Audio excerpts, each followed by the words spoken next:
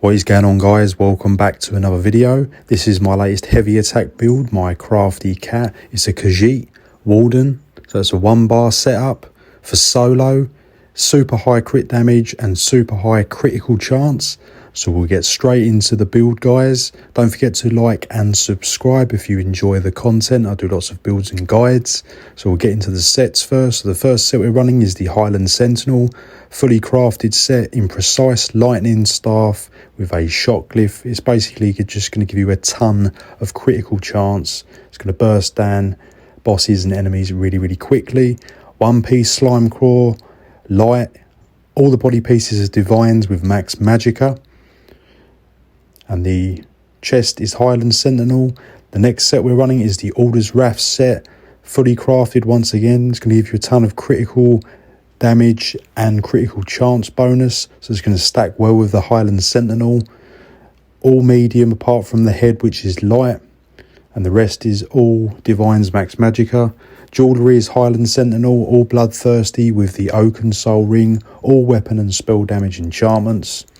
So we're running the Deep Fisher for the skills. This is going to give you your minor and major breach. And we've got the Unstable Wall of Storms to proc your off balance. This is going to boost your heavy attack damage with the shock glyph. We've got Shocking Banner. We've got the Swarm. All the stuff to boost your damage even further. And we've got the Arctic Blast. We're using this skill because it's going to increase your damage with the Piercing Cold passive. And we are using the Wild Guardian as well. So it's a nice 1-bar setup, and the Piercing Cold is going to boost it. As long as your health is under 30k, you're going to get that Piercing Cold damage bonus. That's really nice there. You can change this to the other morph if you want a bit more survivability, but you should do just fine.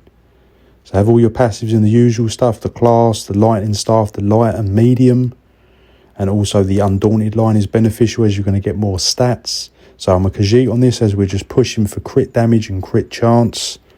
Absolutely insane stats on the critical chance and critical damage. Make sure you have the medicinal use so your potions last longer as well. That's going to really help out. So we'll look at the stat sheet. 64 points into magicka. And you can see the critical chance is already at 63%. We're running the Thief Mundus as we don't need the Lover Mundus for solo, as we've got the Deep Fisher for the minor and major breach. The critical damage will be capping at 125 with everything all fully buffed up. The stat sheet doesn't actually show the base 50%. This is the champion points, all basic standard stuff. And also the celerity is quite nice for just a bit more movement speed. And the green CP, just the movement speed one again. So now we're just going to quickly travel to a house just to show you what it's like fighting against a training dummy, just so you've got an idea of sort of the damage. The critical numbers are just hitting crazy all the time. It is just really nice. Just a fun build to put together for solo. It's really good with the critical damage. We're just focusing everything on that. And on top of it, the Warden also benefits from more critical damage bonus with the passives of the advanced species. So that's really good there. So you can run the Essence of Speed potions to boost the banner damage even more if you want with the major expedition, or if you just, again, you want a bit more survivability and sustain, you can use the tripods. So we're just taking just a normal dummy here. I think I did actually hit the trial dummy, which boosted the damage even more accidentally. But yeah, you're going to get a lot of high critical numbers, and it's going to be very easy to play. It's going to be really good for soloing world bosses and stuff, with just a different twist on it. Rather than just focusing on raw damage, we're focusing on more just critical damage, critical chance, and just something a little bit different. And the critical damage is definitely going to be capping at 125.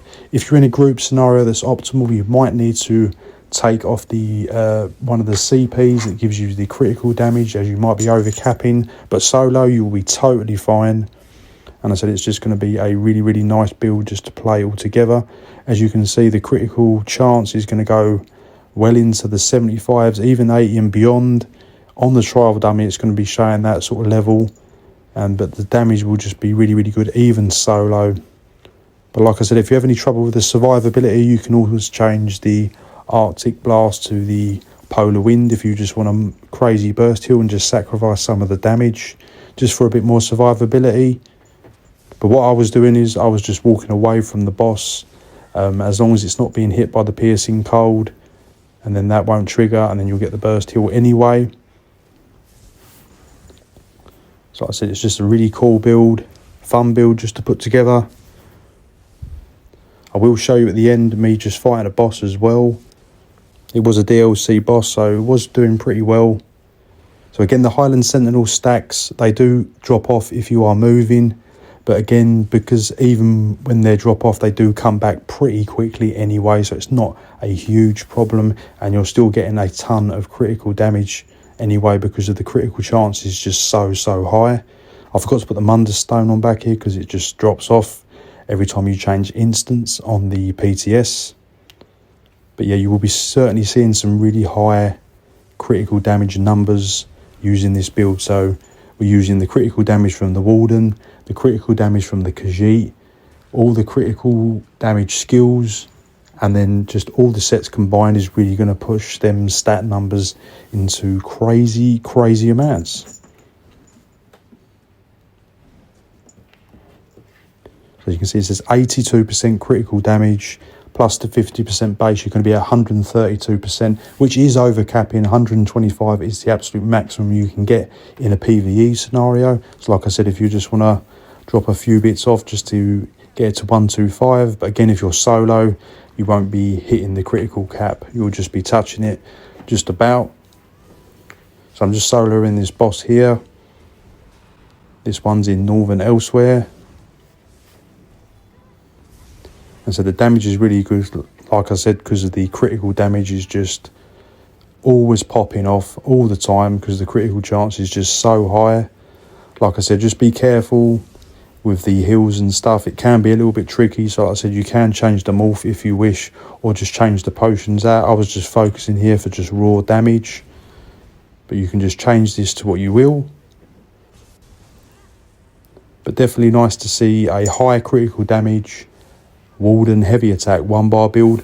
Like I said, the two sets are fully craftable as well, so there's not really a lot you need to acquire apart from just the Oaken Soul Ring and the Slime Craw piece. The rest can be crafted from someone else, so it's nice and easy just to get into that heavy attack damage and just really utilising and taking advantage of the critical damage and the critical chance.